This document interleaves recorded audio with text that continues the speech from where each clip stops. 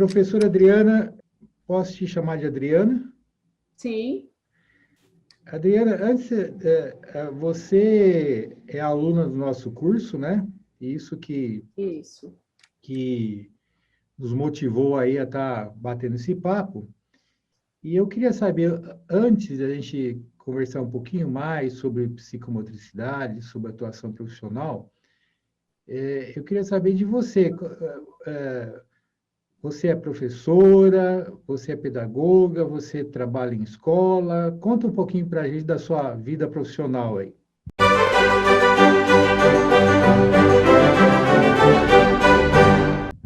Sim, eu trabalho na escola, né? Eu sou concursada aqui da Prefeitura de Mojimirim, então eu trabalho aqui na EMEB. Antes, me chamaram pela prefeitura, eu trabalhei no esporte, tá? Eles me chamaram no esporte, mas meu concurso era da escola. Eles me chamaram no esporte, fiquei 3 anos no esporte, depois voltei para a educação. Então, assim, na educação eu sempre trabalhei com jovens, crianças, mas, assim, na escola eu nunca tinha trabalhado. Então, foi até um desafio, né? E eu gosto, né, de ser desafiada. Desafia comigo mesmo, né? Então, eu não gosto de ficar muito, assim, na mesmice, né? Então, eu mesmo vai propondo desafios para mim, vou tentando bater as metas e assim vai. A sua formação é em quê? A sua Oi? formação. A su... Eu sou professora de educação física, né? A minha Ah, primeira formação. Eu tenho pedagogia também hum, e tenho a especialização em psicomotricidade e educação física escolar. nossa, que bacana. Então, assim, eu gosto como fala assim, de sempre estar buscando conhecimento, porque a gente nunca sabe, né? O bastante. Não. Nunca sabe, então a gente está sempre aprendendo. A gente aprende na escola com as crianças, aprende nos cursos e assim vai. Então, eu sempre procuro, né, buscar sempre o conhecimento.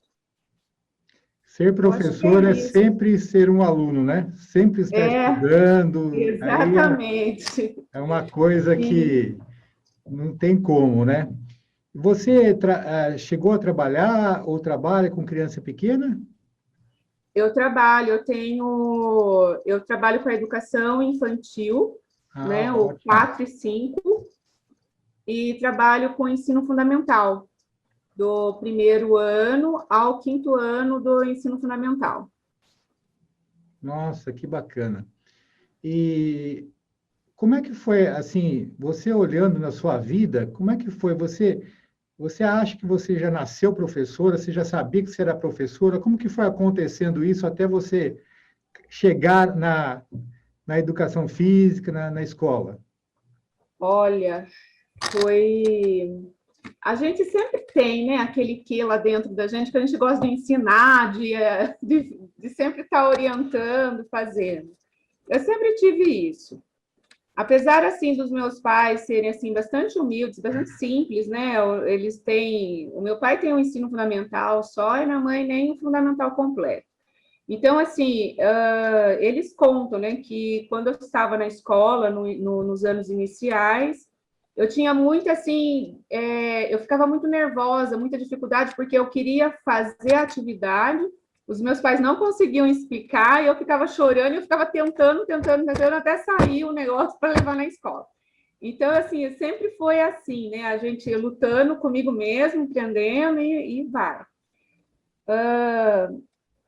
Depois eu entrei para a educação física, eu sempre fui também assim, karateca, né? Meu pai também, Ah, ele é professor de legal. karatê. Então, desde os 6 anos, eu sempre fiz karatê, apesar que agora Eu, faz uns eu, 10 anos eu que eu estou também. parada. Oi? Eu também. Ai, que legal! Você é da Shotokan? Shotokan, sou faixa verde da Shotokan. Ai, que legal! Você faz aí em Campinas? Não, agora eu não estou fazendo. Agora eu tô até querendo voltar, mas meu kimono está aqui guardadinho. Ai, que legal! Você faz com Zuz aí ou não? Não, eu comecei com Mishima, Ah, Depois, com o Reginato, fiquei a maior parte do tempo com o Reginato, depois eu parei. que legal. Então, o meu pai, ele é sempre assim, ele faz bastante aula aí com o Zusa também. O meu pai também não para, ele adora aprender também. Então, eu tava, então, sempre fui assim da área de lutas, né? E daí eu fiz a educação física. Fiz a educação física, foi assim, né? Foi para mim a educação física, né? Adoro a educação física, amo de paixão.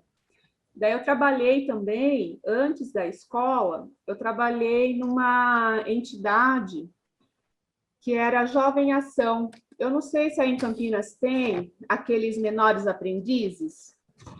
Tem. Não sei se aí é guarda-mirim, alguma coisa, geralmente é guarda-mirim.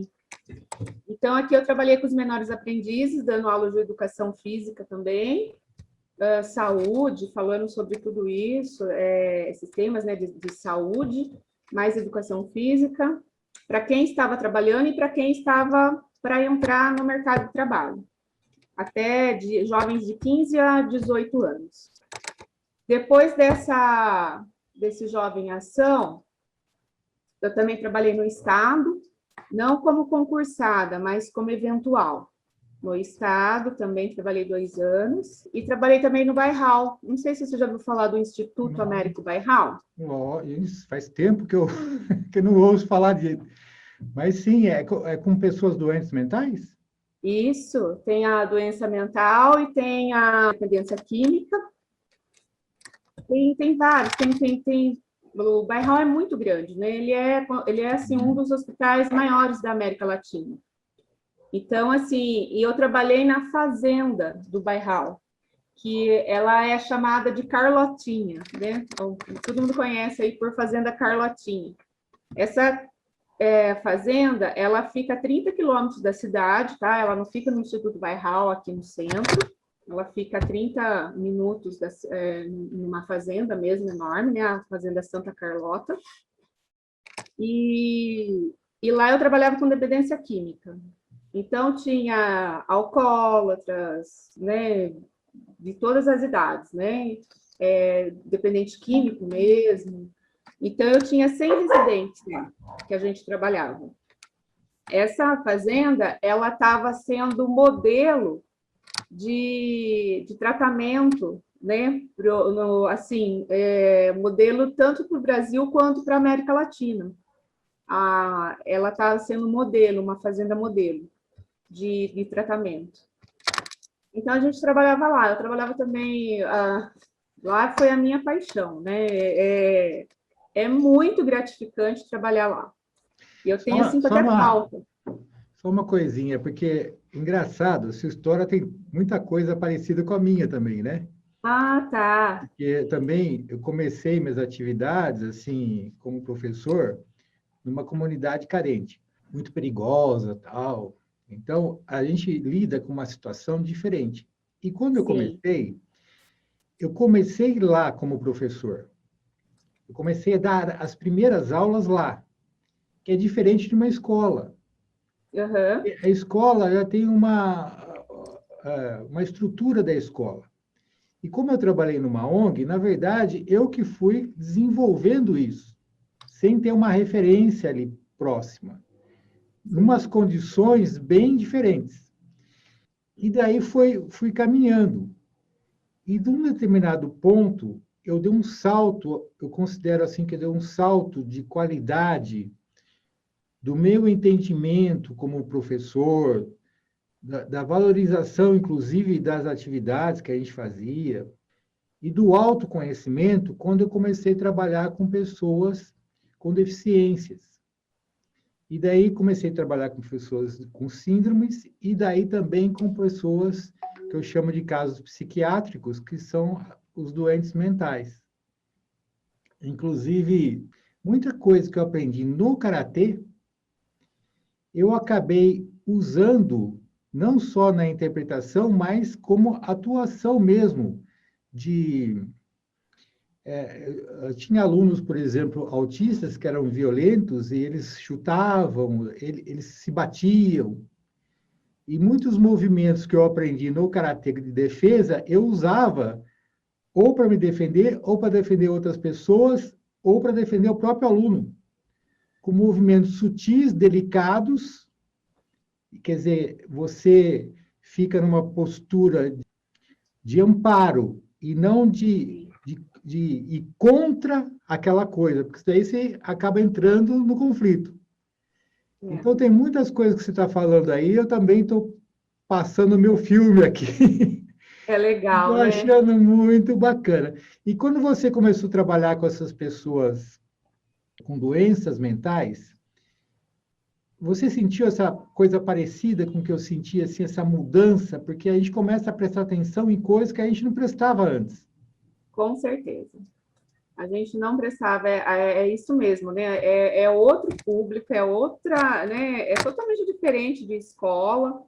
Na, Principalmente assim, com a dependência química, o objetivo da educação física lá era resgatar as lembranças de infância. Então, assim, por quê? Porque o dependente químico, ele não, ele perdeu, né? Ele perde o amor por si próprio, então ele não tem amor mais por nada. Então, assim, nada Já atinge trabalhei ele, também com... né? Nada atinge eles.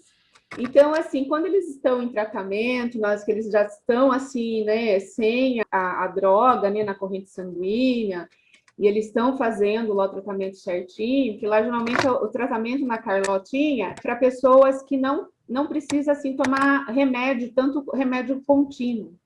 Porque quem toma remédio contínuo fica aqui no centro mesmo. Quem tem mais, que precisa mais dependência de drogas de remédio, eles ficam aqui. E os que estão assim, já que não precisam tanto do medicamento, tanto assim, tem muita gente da Cracolândia aqui.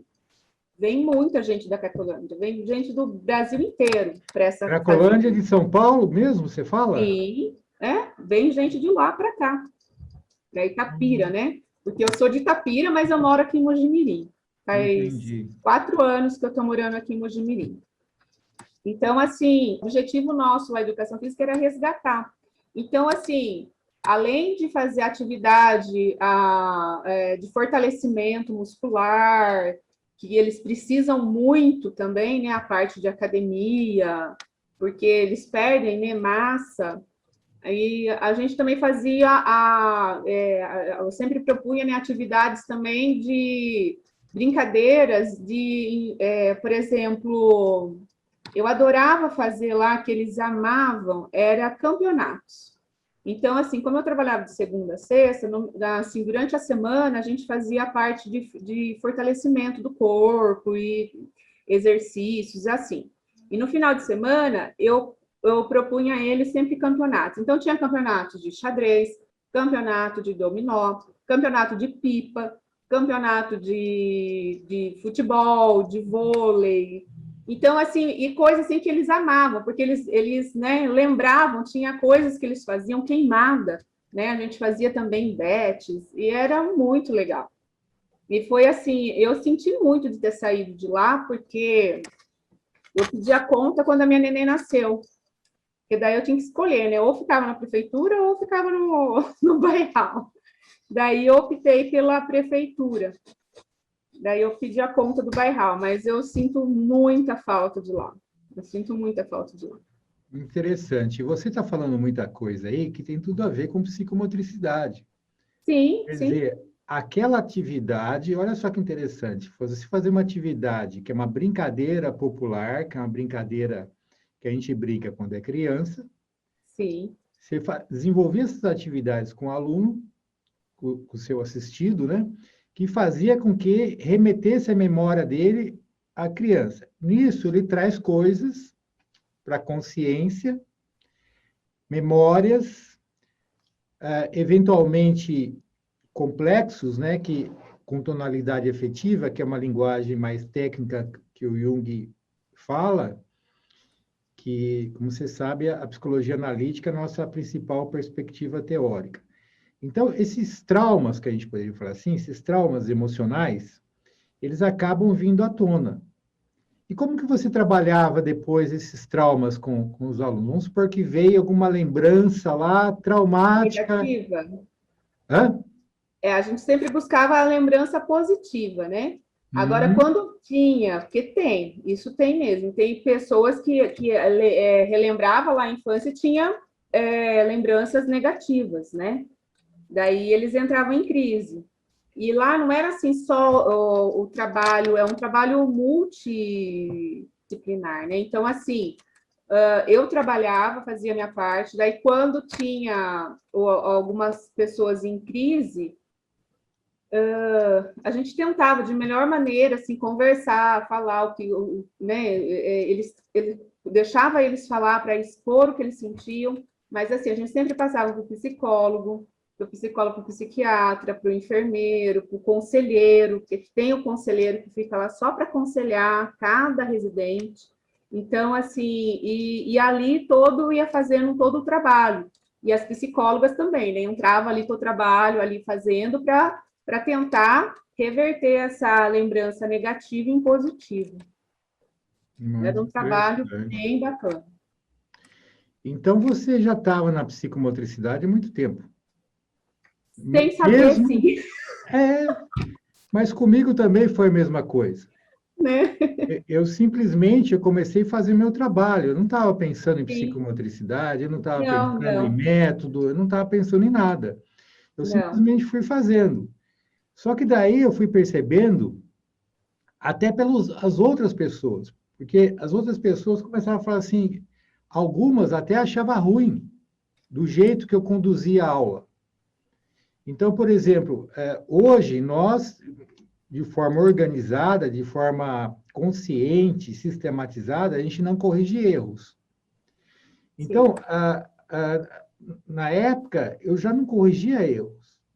Porque quando um conteúdo desse, ele emerge para a consciência, você não vai chegar para a pessoa e falar assim, não, não é nada disso. Você tá, ou fazer um julgamento, né? Ou você fez errado, você fez certo ou fez errado. Você vai ajudar aquela pessoa a ela mesma reelaborar aquele conteúdo. Então não cabe julgamento ali. Se você falou assim, a pessoa vê aquele conteúdo emergiu e ela surtou. Então ela entrou no estado, muitas vezes, que ela entra num looping, né? Aquela lembrança fica, e ela não Uhum. consegue sair daquilo lá, e ela dá um surto de repente, e esse surto pode ser agressivo, pode ser autoagressivo, pode ser manifestar de várias formas. Nesse momento, se você for corrigir erros, você não vai ajudar em nada, você vai ser mais um a entrar no conflito. Sim. Por isso que eu só ouvia, né? Hum, é um bom começo. É, Só ouvir e com uma postura íntima de não sim, julgamento. sim, Não adianta ser. Não é que não adianta, é menos ruim, mas se você tiver uma postura interna, esse cara fez um monte de besteira, aí já não. De certa forma, ele vai perceber isso. sim, sim. Agora, se você, Tem que ser autêntico, né? de preferência, o Isso. ideal é ser autêntico. E é uma coisa que a gente vai se desenvolvendo com o tempo. Sim, sim, Você entender, por exemplo, olha essa experiência que você tem, fantástica. Eu não sei se você tem noção do valor dessa sua própria experiência e desse próprio jeito que você desenvolveu. Porque eu vejo assim que muitos professores não têm noção disso. Então, aliás, muitas vezes eu falo assim, eu vou ensinar que você já sabe. Então, essa postura aí é uma postura de terapeuta, de não julgamento, de ouvir. uhum, Você tem uma ideia, nós fomos desenvolvendo várias técnicas, né, durante essa caminhada que você vai ver lá, você que está fazendo o curso, você vai ver algumas técnicas lá no curso. E tem uma técnica em particular que eu aprendi, quando eu fiz uma pós-graduação aqui na Unicamp em arte e terapia. Na verdade, eu tinha um grupo de meditação e que eu falava muito do Jung lá nesse grupo. E uma colega nossa lá falou assim, olha, você que gosta do Jung vai ter um curso do Jung na Unicamp. E eu fui lá me inscrever no curso e nem vi direito o que era, modo de dizer, né? Nem vi direito o que era, porque eu queria o curso do Jung. Sim, sim. Ser junguiano já me bastava. E era um curso de arte-terapia. E eu fiquei encantado com a arte-terapia. Por quê? Ela fala essa linguagem que nós dois estamos falando agora. Eu entendo o que você falou quando o cara surta, quando você não julga, quando você escuta, quando você acolhe, quando você dá mais... Ele está no caos ali, psíquico, emocional. E você vai lá dar uma estrutura para ele se restabelecer. Uhum. Isso aí é feito de detalhes. De qualquer gesto, o seu pensamento altera todo esse sistema. Porque nós estamos lidando com coisas sutis.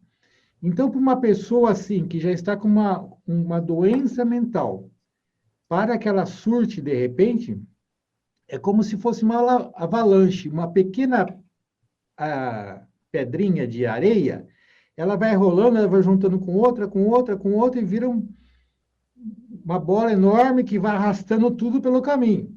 Uhum. Então, para surtar, às vezes, é um cheiro que remete a uma lembrança, Sim. é uma palavra. Nossa Senhora, aquele jeito que aquela pessoa falou comigo me lembrou fulana que falava igualzinho, só que aí... e ela tem a surta. Uhum. E aí nós temos que entender, falar, olha, a pessoa surtou, vamos... E não é todo mundo que faz isso, não é todo mundo que está preparado. Então, na arte-terapia, voltando lá, eu aprendi uma técnica, olha só que interessante, chama caixa de areia. No meu canal tem uma entrevista que eu faço com uma amiga, que inclusive uma psicóloga que eu conheci lá no curso de arte-terapia, que foi desenvolvida uma técnica que é uma caixa de areia, uma caixa grande de areia, que põe no consultório.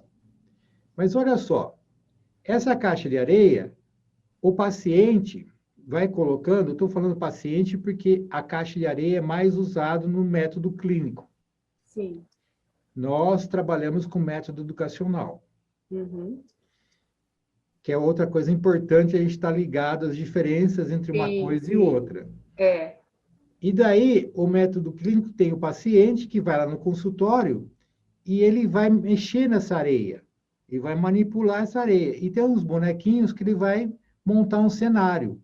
Esse cenário, além de ele expressar conteúdos internos, ele vai fazer esse papel que você está falando também. Eventualmente, ele pode trazer à consciência conteúdos complexos com tonalidade afetiva, que nós vamos ter a chance ali de ajudar o paciente, ou o nosso aluno, o nosso assistido, a reelaborar esses conteúdos. Porque se ele reelaborar isso, se a gente...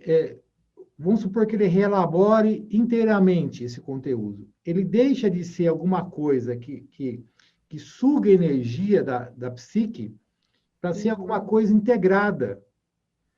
Deixa de ser uma coisa que gera desequilíbrio para ser uma coisa que passa a fortalecer o equilíbrio geral do indivíduo.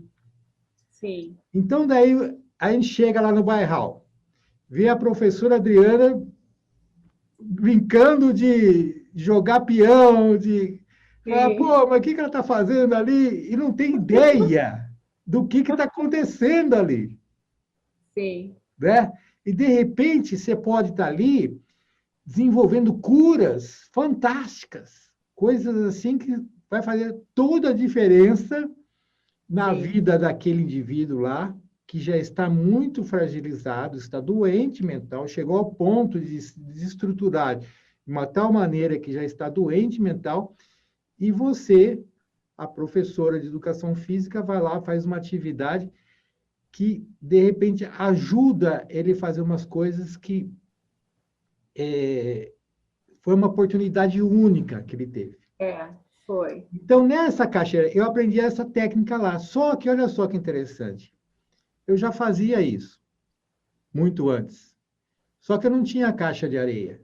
Eu tinha quadra de areia. E eu sentava com meus alunos na caixa de areia, a gente fazia montinhos de areia. Daí eu levava lá bonequinhos, brinquedinhos, tal, e ele ia montando o cenário dele. Sim.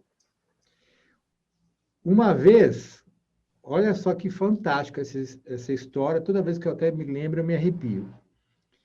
Eu estava acompanhando uma aula de uma professora nossa, que era do nosso projeto, então ela trabalhava, era da nossa equipe. Eu estava observando ela, a aula dela, estava ela, a nossa aluna e eu aqui. As duas construíram um castelinho. É muito comum as pessoas fazerem um montinho de areia. Uhum. E olha só que interessante, diz a teoria da técnica de areia, que a areia, o fato de você manipular a areia, você se remete à psique. Se remete para dentro. Olha só que interessante. Então, as duas estavam fazendo um montinho de areia, que era um castelo. Daí, a nossa aluna falou assim, professora, vamos fazer um túnel para unir os dois castelos. Olha a simbologia. Vamos fazer um túnel para unir os dois castelos? Vamos. A professora começou a fazer e ela começou a fazer esse lado. Foi, até que a mão da professora encontrou com a mão do aluno, debaixo da terra. Olha só, nas profundezas da psique, em conteúdos mais profundos, que estão lá escondidinhos. Uhum. Daí ela foi e encontrou. A hora que a aluna encontrou com a mão da professora, alguma coisa aconteceu com ela, que ela virou para a professora, e eu assistindo. Ela virou para a professora e falou assim, meu pai não gosta de mim. Olha só. Ali, A conexão. você vê. E daí é toda aquela construção daquele relacionamento interpessoal do professor, porque ela sentiu a vontade de se expor, de expor uma dor dela. Uhum. E era uma criança pequena. Sim. Então, nesse momento, a gente vai escutar, não julgar e tentar muito suavemente ajudá-la a reelaborar esse conteúdo. Né? E não falar, não, imagina, que isso? Isso é coisa da sua cabeça.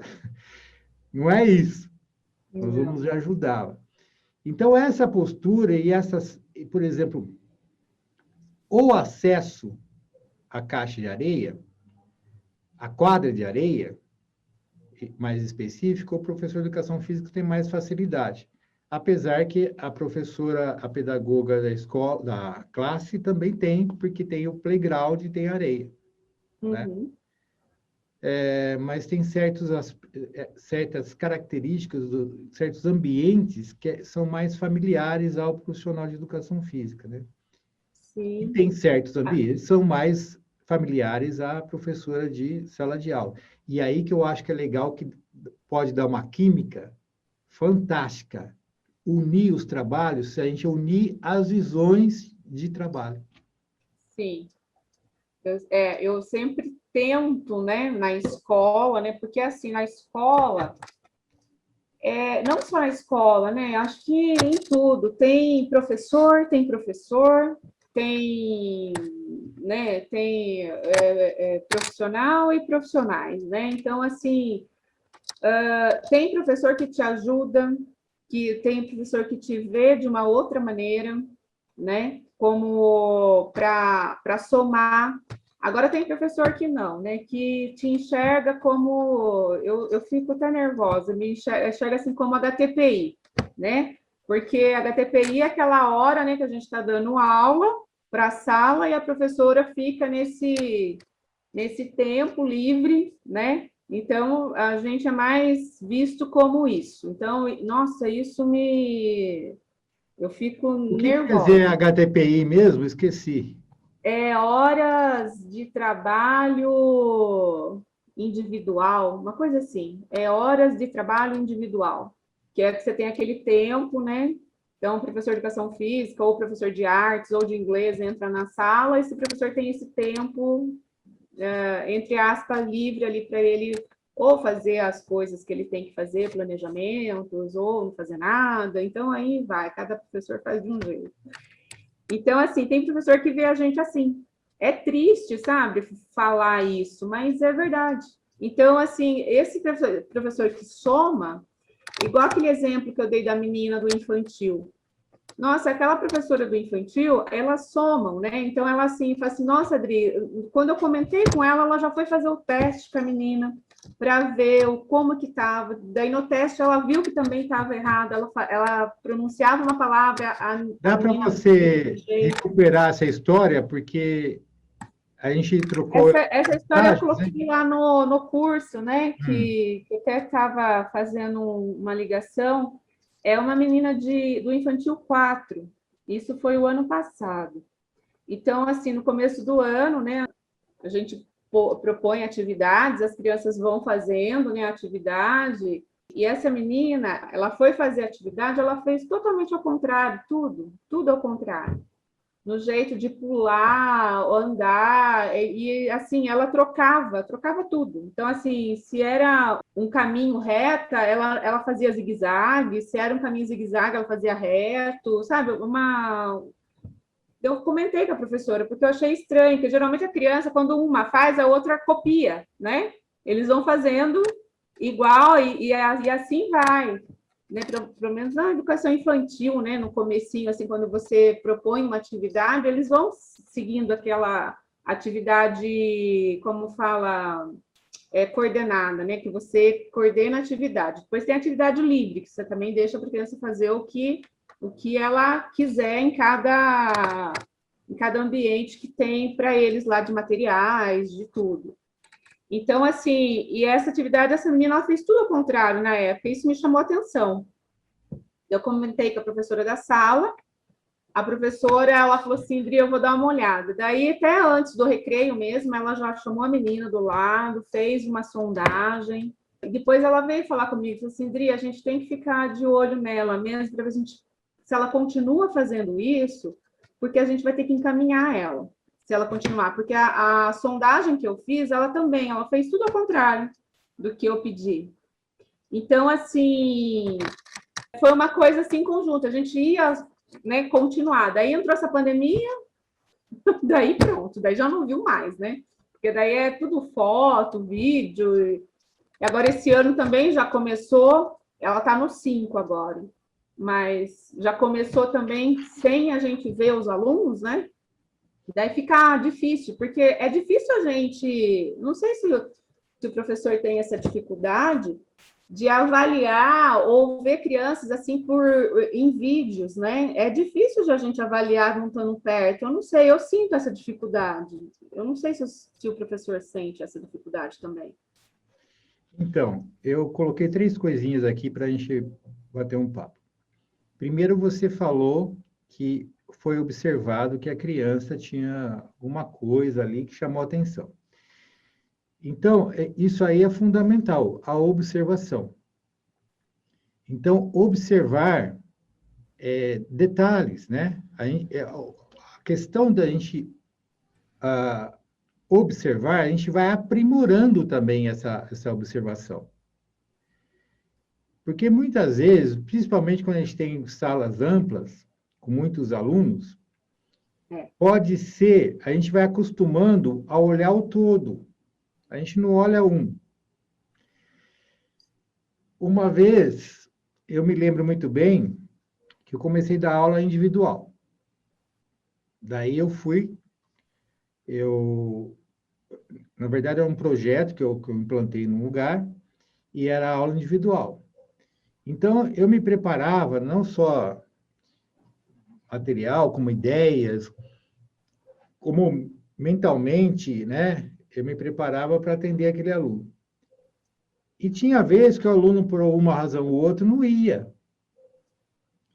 Daí eu ficava sem nada. Eu ficava com um buraco imenso ali no meu horário. E agora?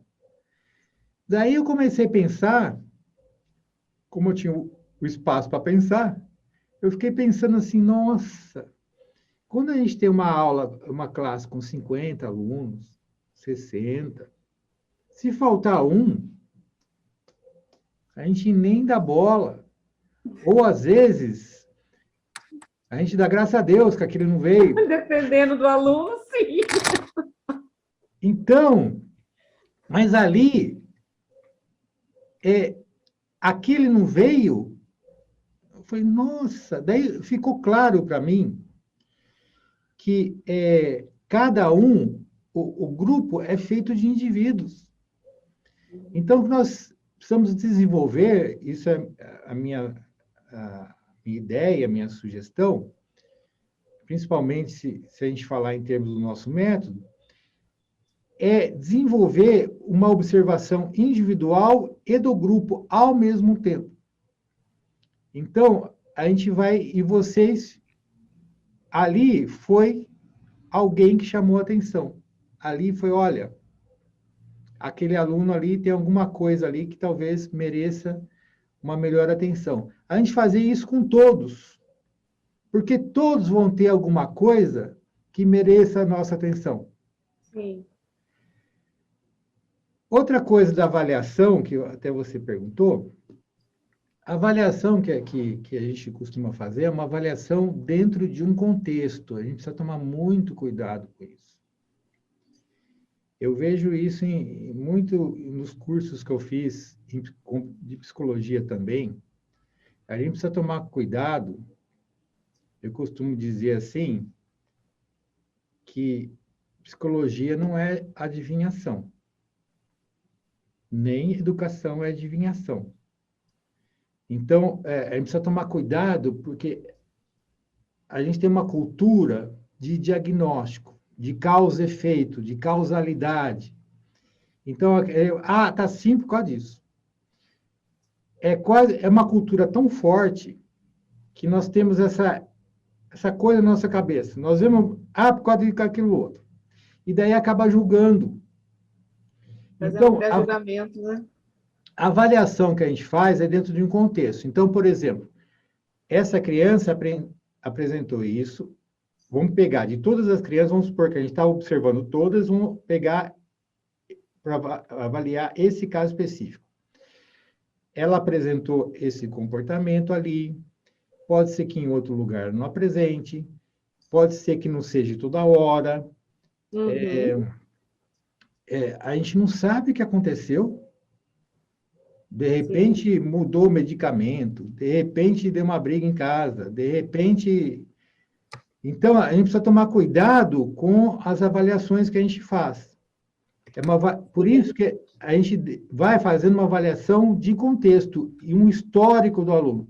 Então, por exemplo, quando se faz uma avaliação do sonho, o sonho não é uma adivinhação. Sonhou isso, então quer dizer aquilo. Isso aí não é ciência.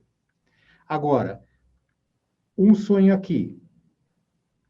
A gente guarda aquele sonho. Tem outro aqui. A gente guarda aquele outro. Começa a ver que tem alguma coisa, alguma relação, mas com muito cuidado. Depois tem outro, depois tem outro. Daí vai montando um contexto. Daí nós vamos sentir um pouco mais seguros e não podemos perder de forma alguma a humildade diante da coisa, porque, primeiro, para não julgar, e segundo, que aquilo que nós estamos vendo pode ser. Você trabalhou com doentes mentais, você deve ter complicado. Sim, exatamente. É o que Qual eu é ia a colocar. lógica? Qual é a lógica que tem nisso? Qual é a lógica de causa e efeito? Sim, lá no Bairral, né, na Carlota, nós tínhamos também que fazer as anotações, né, na pasta do residente. Então, assim, eu tinha que fazer 100 anotações, né, porque eu tinha 100 residentes, mas eu não trabalhava todos junto, então eu dividia por grupos. Então, lá era assim, era água, fogo, terra e ar. Então, o fogo são as pessoas que usavam, assim, drogas químicas, né? cocaína, e são as pessoas mais novas, né? Que são as pessoas mais jovens. O terra era mais assim, alcoólatras, pessoas mais idosas. Então, eu separava por grupos, né? E assim, já tem esse grupo lá, né? Então, a gente dava aula para cada grupo. O ar são pessoas também que usam drogas químicas também, mas assim, são pessoas mais maduras, né? Não são idosos, mas já estão mais maduros. E o água já são pessoas assim, eles são mais centrados, sabe? A dependência dele também, além de ser de dependência química, e também tem algum alcoólatras no meio, mas assim, o que dava aquela escape, né, de usar o outro, sempre vinha, por exemplo, ou bebendo uma bebida alcoólica, daí remetia a outro, daí é todo um trabalho lá que foi separado, né, esses grupos, e daí a gente tem que fazer a anotação no diário. É Muito bem bom. assim. Você falou também aqui de encaminhar. Encaminhar para quê? Para quem? O que você estava pensando? No encaminhar agora nessa última frase que eu disse? Essa aluna que vocês observaram, falou assim, Tá, precisa da saber para poder aluna. encaminhar. Sim. Encaminhar, assim, nós estávamos pensando que ela estava precisando ali, daí tem um encaminhamento que as escolas fazem, que dependendo do que acontece com o aluno, tem encaminhamento psiquiátrico, tem encaminhamento ao psicólogo. E aí em Mojimirim tem esse trabalho aí, Sim, vamos dizer assim, as é um crianças são trabalho assistidas. de uma equipe multidisciplinar que todos ficam sabendo, tratam do mesmo aluno, do mesmo assistido, cada um dentro da sua abordagem e tal. Sim, essa semana mesmo, tem um aluno que entrou, ele é do Infantil 4. Eu não conheço ele pessoalmente, nem a professora da sala. Nós o conhecemos por foto, né? É um autista, e esse autista, ele parece que é um autista assim, bem grave, porque ele usa fralda ainda. Ele está no Infantil 4, ele está passando pela terapia, né? Daí a terapeuta, ela fez uma reunião com a gente lá da escola, né, através do Meet, para falar sobre esse aluno. Então, assim, ela também não conhece muito bem esse aluno, porque ela pegou ele também faz pouco tempo, né, que ele é da rede, né? E a gente estava vendo assim observações para o que a gente tiver de observação, que a gente achar, para a gente ir anotando para depois discutir tudo isso. Mas a gente percebeu que ela percebeu até, né, que ele não gosta muito assim de ambiente fechado, que a gente teria que tomar ter uma, como fala, a gente pensar mais nisso, né? Não deixar ele em um ambiente fechado, porque ele fica nervoso, daí ele assim, ela também não sabia muito sobre ele, mas assim, o legal que eu estou querendo colocar aqui é que tem Sim, sim, essa sim. conversa. E eu acho legal também das pessoas da escola, e você em particular, como psicomotricista, pensar assim, como que nós podemos contribuir com o desenvolvimento deste aluno aqui, com Uhum. os recursos que nós temos, com o espaço que nós temos, com o momento que a gente tem com o aluno. Eu acho que você, em particular, aí, pelo tudo que você está me falando, é lógico que não conheço as outras pessoas, mas pelo que você está falando, eu já tem um bom ponto de partida. Ai, que bom. Sim, lógico. Estou Não tem, tô não no tem, caminho. mas não tem. Eu acho que talvez na metade do caminho já, né? Está mais bem adiantado. Mas olha só, você olhar para esse aluno, eu acho que, por exemplo, como sugestão, você pegar essa criança e fazer o atendimento dela com o nosso método, para você vivenciar isso na escola. Porque o que eu observei assim na minha trajetória, eu tentei muitas vezes implantar esse método em escolas. Eu não tive muito sucesso. Algumas escolas eu tive assim um sucesso maior. Assim, vamos chamar assim uns 80%. Foi uma escola muito legal, assim, eu fazendo trabalho lá dentro da escola. Porque tem muitas coisas que característica da nossa abordagem que não combina com as características da escola. Sim. Então, por exemplo, uma coisa simples, a gente não corrige erro. Daí você vai corrigir erro do aluno na escola, que é um aluno da escola, perto dos outros profissionais que têm uma cultura de corrigir erro. O que aconteceu comigo? As outras pessoas ficam revoltadas comigo. Elas ficam olhando para mim, vai perder a autoridade, você está estragando o que a gente está fazendo.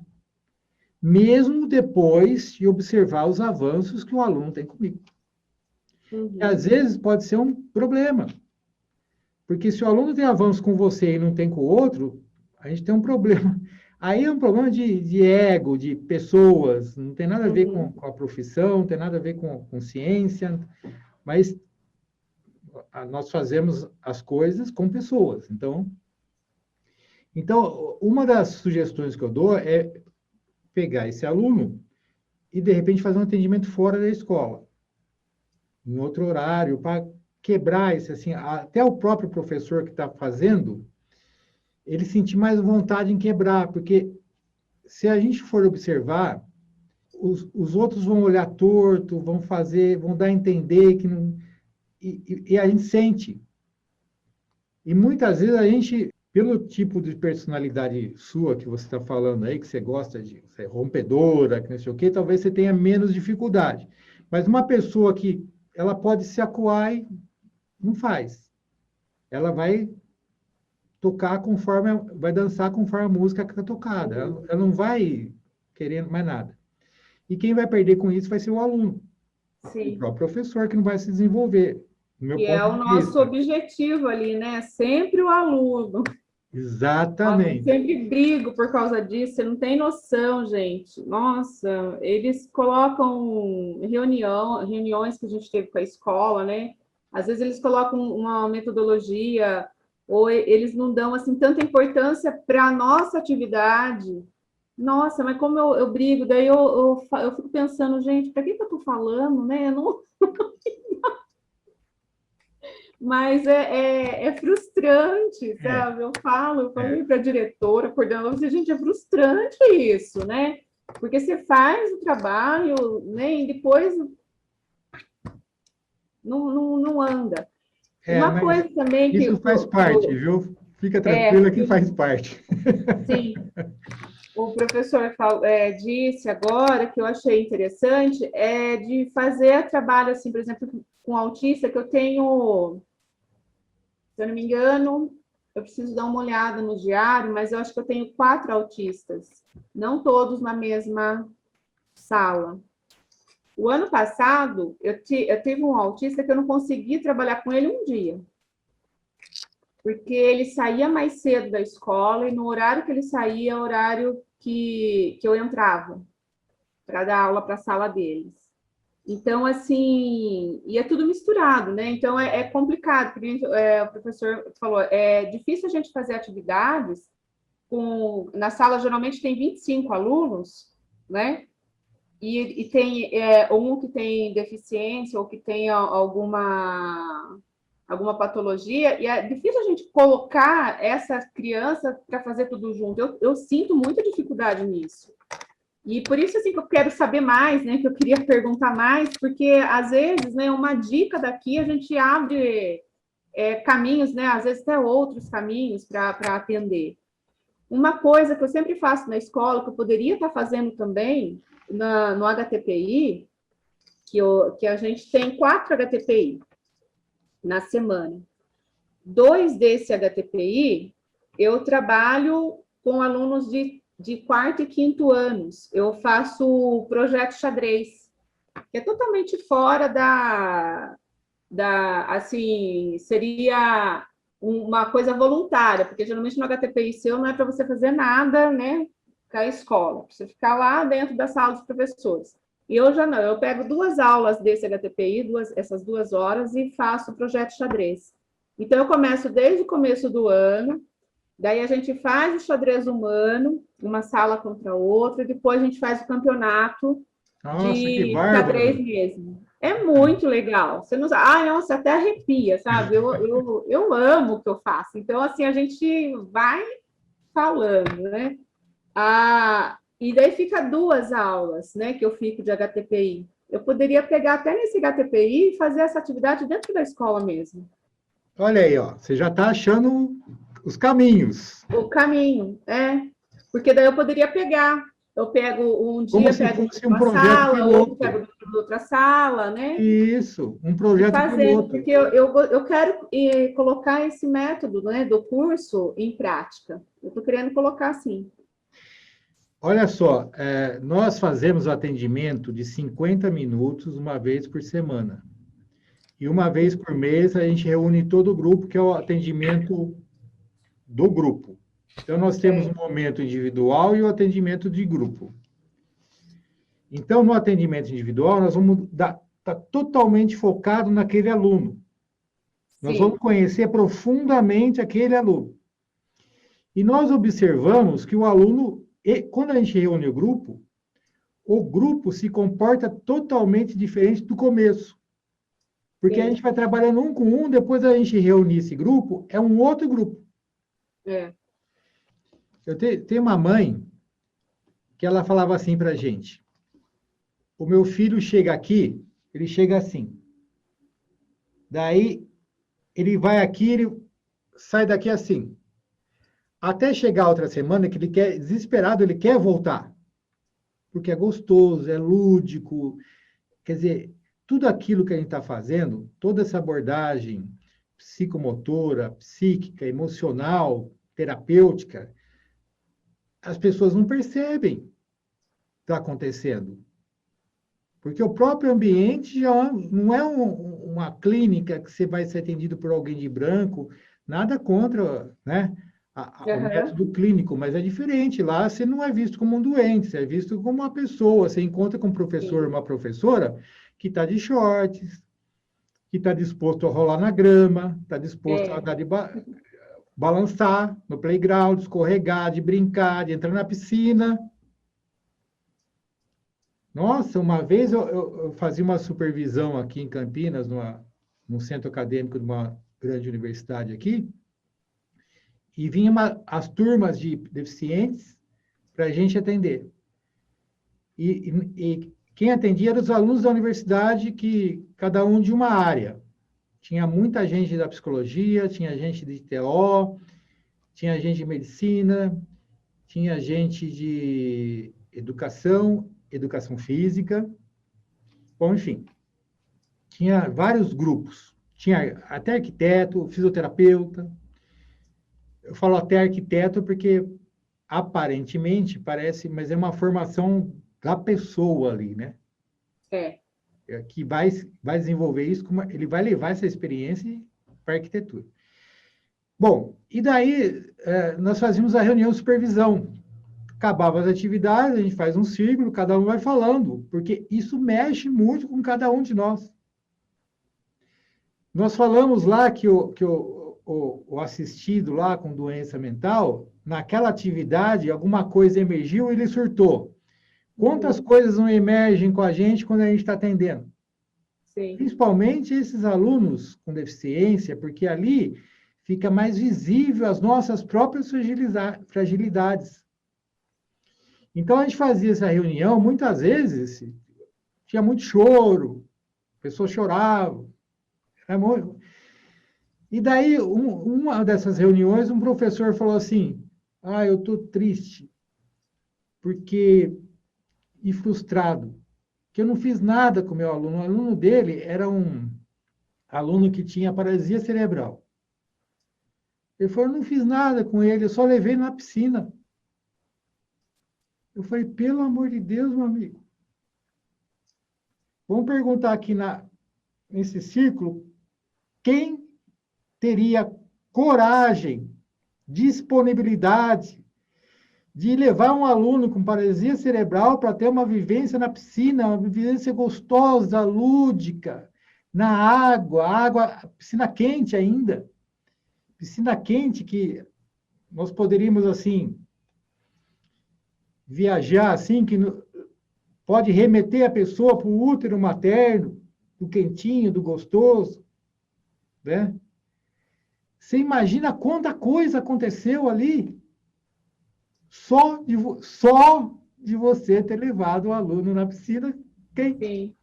E ele achou que não tinha feito nada. É. Muitas das vezes a gente pensa assim, né? A gente acha que nunca tá bom, nunca a gente fez o que é para ser feito. Sempre E a cobrança. mais um comentário do que você falou também, um caso que você me lembrou, eu trabalhava numa instituição que trabalhava com autistas. Então, é uma instituição que só trabalhava com autistas, porque historicamente foi acontecendo assim, as pessoas tinham os seus filhos com deficiência e tal, não tinha espaço na escola, então elas foram montando as instituições e colocando seus filhos lá, porque não tinha outra opção. Então, as mães se reuniam, os pais se reuniam e montavam a própria instituição para atender seus próprios filhos. Isso, com o tempo, foi pensado assim, mas aí é segregação, tal, precisamos do convívio, tal, vamos fazer inclusão escolar. Que eu acho que é um caminho perfeito. Só que, por exemplo, na escola, a gente ficou com essa ideia de que aquele aluno lá é o aluno autista. Autista é um diagnóstico clínico. Então, a escola foi...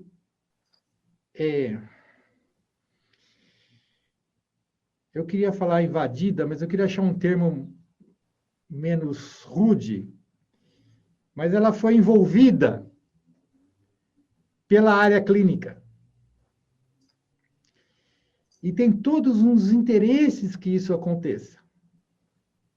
Por quê? Porque nós vamos tratar as pessoas com remédio. Então, isso é um viés dessa conversa nossa. Então, o que aconteceu? Quando nós temos um aluno na escola, ele deixou de ser chamado de José, de Maria, para ser chamado o autista, meu aluno autista, o meu aluno com síndrome de Down, o meu aluno... Então, nós criamos um rótulo para o fulano.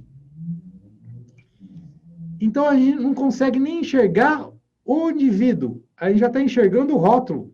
Um rótulo. E, junto com o diagnóstico, mas, professor, lógico, com toda a maior boa vontade, como que... Eu nunca trabalhei com autista, como é que é? O autista, ele tem certo comportamento assim, ele é introvertido, ele tem um movimento estereótipo, às vezes é violento, às vezes...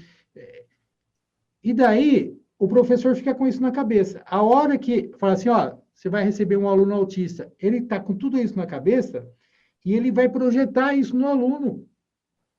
E muitas vezes esse aluno vai se comportar desse jeito que nós projetamos. Ele vai corresponder ao nosso preconceito. Bom, então, assim, a gente chamar o aluno, a gente tem um termo na educação que chama assim, conduta típica de autismo, que melhora um pouco. Ele não é autista, ele tem conduta típica de autismo. Qual conduta? Aquela lá que a gente já falou um pouquinho. Mas, eu acho que a gente começar com detalhes, chamar o aluno pelo nome. Sim. Eu não tenho um aluno autista, eu tenho João, eu tenho Maria, tenho etc. E daí eu estava nessa instituição aí que trabalhava só com autistas, né? E era uma instituição relativamente grande, mas tinha salas pequenas. Então, os alunos entravam numa sala pequena. Então, ele ficava lá, naquela salinha que tinha que fazer atividade. E o que eu fazia? Entre aspas, para desesperos de alguns. Do lado da instituição tinha um clube de futebol, clube de bairro, mas tinha um campo maravilhoso. Tinha lanchonete, tinha espaço com árvore, tinha um playground e tal. E eu pedi autorização ao pessoal se podia levar os alunos lá. Me deram autorização e eu ia com os alunos. Então tinha um campo enorme. Nós fizemos muitas atividades lá, junto à natureza, bonito, bem organizado, bem estruturado, que é importante isso. Então, fazia os trabalhos lá. E os trabalhos foram dando efeito. Mas eu também recebia críticas, porque eu conversava muito com o aluno. Por que você conversa tanto com o autista? O que você vai fazer lá? Né? Eu recebia críticas também. Mas meus alunos iam melhorando. E daí era encaminhado mais aluno para atender. Eu tinha 1, 2, 3, 4, ia aumentando. Bom, chegou um dia, eu cheguei na instituição, estava vazio lá. Eu falei, meu Deus do céu, o que aconteceu? Cadê o povo? Ah, foi todo mundo para o campo de futebol. Eu falei, meu, que maravilha, né? Fui lá para o campo de futebol, olha só o que fizeram. Puseram um banco comprido, todos os alunos sentados, diante daquele gramado maravilhoso. A hora que o aluno tentava levantar para sair correndo, né? Fica aí, não sai do lugar. Ai, meu Deus do céu. Veja bem, ó, eu espero que não soe isso como uma crítica, mas é interessante. Você entendeu? Porque depois acontece. Só mudou o ambiente. Já melhorou. Daí acontece coisas depois disso. O aluno reage de determinada forma. Daí ele vai ser taxado como disciplinado, porque tem que corrigir erro, tem que dar disciplina, tem que dar castigo. E aí aquela coisa vai embora e se perde. Sim. Mas voltando lá, eu acho excelente a sua ideia, porque eu penso assim, as pessoas que saem na frente vão levar mais chumbo, viu? Sim. Isso não acho que é uma boa notícia, porque... Mas eu acho que você me entende. Sim, porque, né? E essa questão, né, deles, né? Porque é uma aula ali que todo mundo está movimentando. Outro dia eu até coloquei, falei assim, gente, eles aprendem com o movimento, né? Então, assim, quanto mais livre ele estiver, até dentro da sala de aula, vai ser mais fácil deles fixarem, né, a aprendizagem, colocar aquele conteúdo, né, e gravar aquele conteúdo.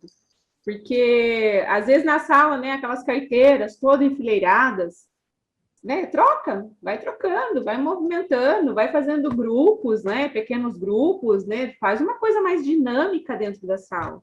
Mas é aquela coisa, né, eles pensam que vai virar bagunça, que eles não vão ter o controle. O problema aí é o controle, né? Eles querem ter o controle. Mas, assim, né, todo mundo respeita, né? Tem que ter as regras. Eu até entendo essa questão do controle, porque o professor vai ser cobrado. Você entende? E geralmente o professor de sala de aula ele não tem também familiaridade com equipamentos que o professor de educação física tem. Sim. Eu estive recentemente numa escola, maravilhosa escola. Uma amiga minha, maravilhosa escola. E tem uma piscina maravilhosa lá. Eles cercaram a piscina. E eu já vi isso em vários lugares. Vários, vários, vários. Então, a piscina, que é um equipamento que nós, profissionais de educação física, porque é a nossa praia. Então, você olha uma piscina e fala, nossa, que maravilha. A piscina que a gente tinha lá no SESI, que nós fizemos parceria, nosso projeto, uma piscina enorme. Daí eu fui lá com o pessoal do SESI, que também eram professores de educação física, da coordenação, até o diretor era professor de educação física. Falei para eles, olha, eu queria comprar um bote e andar de bote na piscina com os alunos. Vocês me autorizam? Eu autorizo. Então, já é uma coisa, entrar na piscina já é uma coisa. Agora, pô, o Sim, cara vai inventar moda de trazer um bote. Agora, você precisa ver a aluna nossa com paralisia cerebral, com reminho. Eu fico me perguntando, quem que ensinou ela que você puxar para trás, o barco vai para frente? Né? É um negócio. E, e ela com reminho. Feliz da vida. E nisso tem a criançada do SESI, que está por lá. Nossa, juntou um monte. Professor, eu quero legal, andar de bote. Depois que legal. terminar a aula, a gente vai. Daí, é, é isso, você entendeu? Ah, é muito legal, né? É muito legal e muito eficiente, porque se Sim, a gente tiver esse olhar, nós já temos essa variedade, nós temos essa abordagem diferenciada, que o professor de sala de aula também pode fazer dentro do ambiente dele, mas precisa mudar o paradigma e mudar, é, e ter essa disposição de experimentar o novo. uhum. E os resultados vêm. Vem Os sim, com resultados vêm. certeza. Então, eu acho muito legal. Agora, me diga uma coisa aqui. Como que você me descobriu? Olha, professor, eu acredito, eu até preciso olhar meus e-mails, mas quando eu fazia a faculdade, eu estudei na Unip de Campinas. Se eu não Hum, me engano, foi o professor chinês. sério, meu amigo. Sim, porque eu lembro que ele indicou, né? Eu acredito que foi ele mesmo que indicou o professor Lino. E tem um outro professor que é da Unicamp também, que é o de, de Educação Física Adaptada, Arruda, Miguel Arruda. O Miguel? Sim, Nossa! E o curso que você está fazendo? Você está no começo ainda do curso, né? sim. Sim. Eu estou fazendo ele no meu tempo, né? Não sei se está observando aí, Oh, não, porque a sua, é, o seu engajamento está alto, segundo a plataforma. é, Você está indo muito bem. Você já fez porque eu estou 7 indo no aulas meu até agora. tempo. Você, do curso, você está achando, assim, pelo que você viu, tem alguma coisa que está chamando a atenção, assim, de diferente? E outra pergunta, você acha que as coisas que você está vendo são possíveis de aplicar na prática? Porque é isso que mais nos interessa. Sim, tanto é que eu comentei, né, que eu estou querendo colocar em prática isso na escola, né? Mas, assim, na escola, como na escola não é atendimento, assim, individualizado, né? É mais difícil, né, de a gente colocar, mas a gente vai inserindo várias coisas aí. E eu estou querendo colocar agora, né, que até o senhor deu a ideia, né, o professor deu a ideia de eu usar esse HTPI para os autistas, não só para os autistas também, como a princípio eu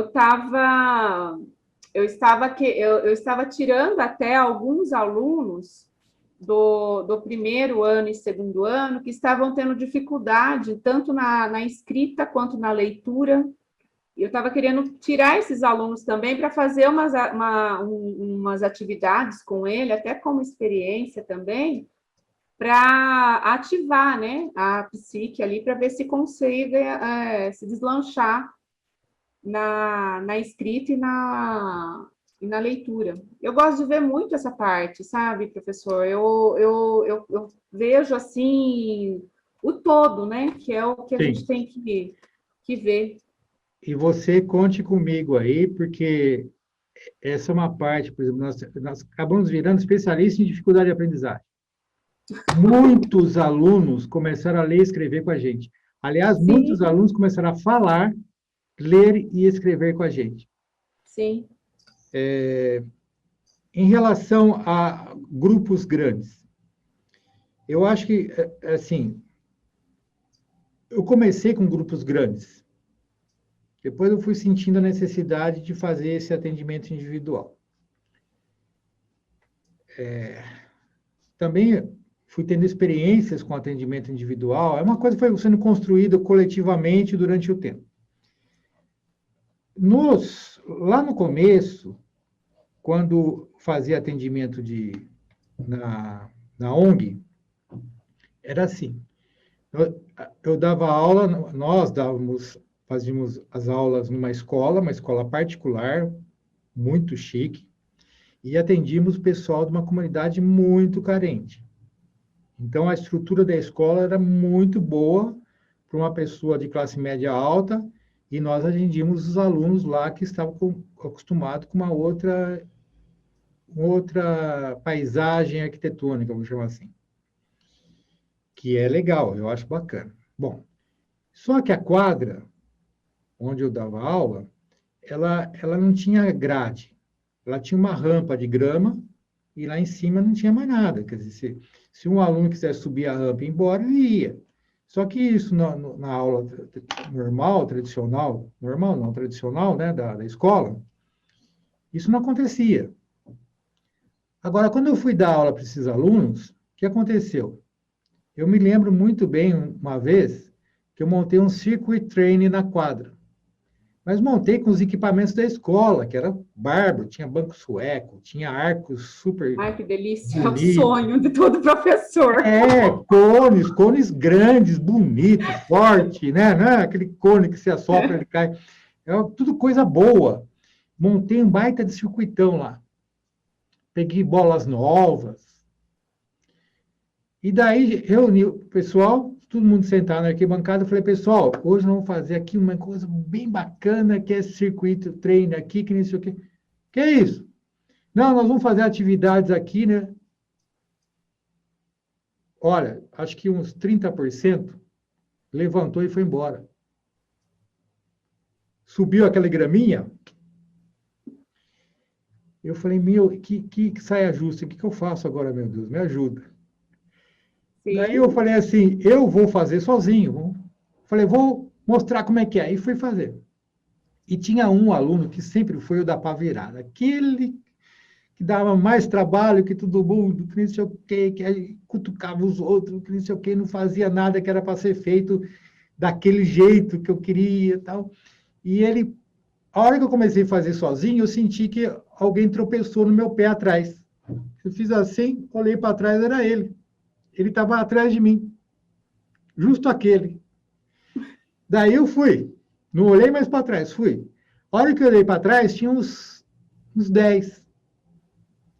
E daí a turma foi entrando. Bom, o que eu percebi aí? A lição que eu tirei. Que muitas vezes na escola, o aluno vai porque ele é obrigado a ir. Então, se ele não for, tem conselho tutelar, tem. Nossa, o pai vai brigar com o aluno, vai.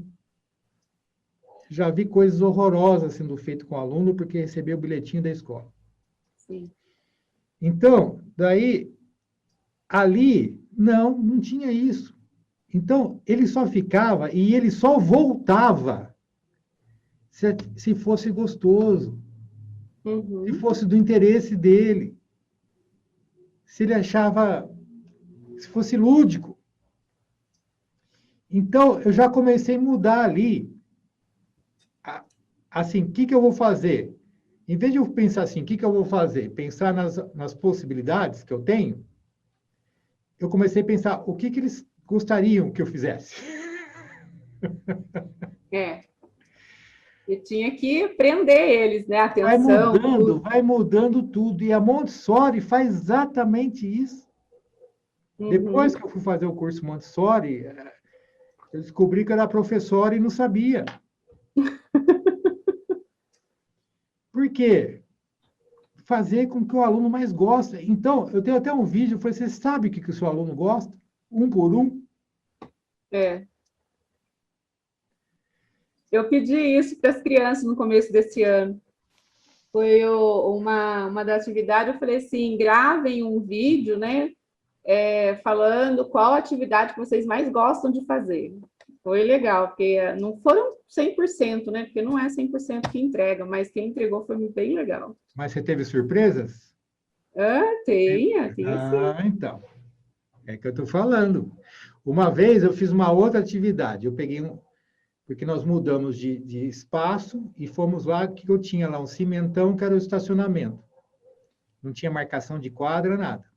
Mas a gente sempre acabava com o futebol. Sempre não, porque eu inventei lá de apresentar para eles o handball, daí todo mundo me criticou, achou que eles não iam querer saber mais de... Nunca ia querer handball. Depois a pessoa falou assim, não, professor, eu quero jogar com a mão. Eles pediam para mudar, depois que eles conheceram. E daí eu fiz uns sacos, enchi de coisas dentro. O que eu fiz? Eu pensei comigo, eles vão querer, eu vou fazer daí um monte de material e eles vão montar uma quadra de futebol e vou jogar futebol, tenho certeza. Então eu peguei os sacos, coloquei bola, coloquei giz para ele fazer a marcação da quadra, coloquei os negocinhos que era para ser os golzinhos, fiz tudo do futebol, apito, e coloquei mais um monte de coisa, peruca, fiz um monte de coisa. E cheguei lá para os alunos e propus. Meu Deus, saiu um negócio totalmente diferente de futebol do que eu podia imaginar. Foi uma coisa super criativa, maravilhosa. Que legal. Então, eu fui levando assim, ó, não só dos alunos, mas né, da experiência em si, Sim. quebrando os modelos que estavam na minha cabeça. É. Daí você vai aplicar essas coisas diferentes no local que todas as pessoas lá estão com os modelos bem cimentados. Aí você vai levar chumbo. Sim, uma coisa que eu faço na escola, essa coisa é minha, né? No ensino fundamental, o futebol é no finalzinho, assim, no dezembro, uma semana antes de dezembro que eu dou, porque eu não dou futebol para eles. Eles ficam, porque quando eles entram, eles querem futebol, futebol, futebol. Eu vou apresentando outras coisas, né? E daí eles vão gostando, que eles não sabem, porque futebol eles fazem todo dia na rua, né? Brinca toda hora na rua. Daí eles vão fazendo. Né? Uma coisa também que o professor falou de colocar na piscina, né, o bote, uma coisa que eu levo na escola também, que eles amam também quando eu levo, é o slackline. Né? Eu comprei um slackline, Super daí bacana. um dia geralmente eu levo assim na semana da criança, né? Que daí eu coloco lá e deixo, né? E sempre assim, olhando, né? Claro. Coloco vários colchonetes embaixo, deixo uma altura bem pequenininha para eles. Eles amam aquilo, que é uma coisa diferente, né? Que eles não Para quem não têm sabe, se eu estiver errado, você me corrige. É aquela fita que você coloca isso entre presa, né? duas árvores, né? Isso, E você anda em cima da fita. sim. Bom, professora, eu estou muito contente. Eu espero que seja a primeira de outras conversas, que eu Sim, adorei. Quero agradecer muito aí a sua disposição, eu que disponibilidade. agradeço, né? Para Muito dar que bacana. já tem bastante coisas aqui na cabeça já para tentar fazer quando voltar esses alunos aí. Você, conforme você vai fazendo o curso, vai anotando questões que vão surgindo, e daí a gente pode fazer outra reunião dessa e a gente bate um papo sobre essas coisas que essas coisas que surgiram a partir do curso, né? Eu acho que vai ser bacana. E não só do curso, mas como da sua prática, né? Então, a gente faz assim, compara o curso com as condições que você tem, com a sua prática, e a gente vai conversando e refletindo sobre isso aí. Vai ser bem bacana. Sim, vai sim. Eu gosto, eu quero muito isso também, porque assim, tipo, quando mais a gente aprende, né, tem ideia, a gente vai, a cabeça vai borbulhando, minha cabeça está borbulhando aqui. Ah, imagino. Legal. Ótimo, ótimo. Você me autoriza a colocar, a divulgar esse vídeo? Sim, pode divulgar, se for útil, sim. Eu acho que vai ser muito útil, muito útil. Porque às vezes, assim,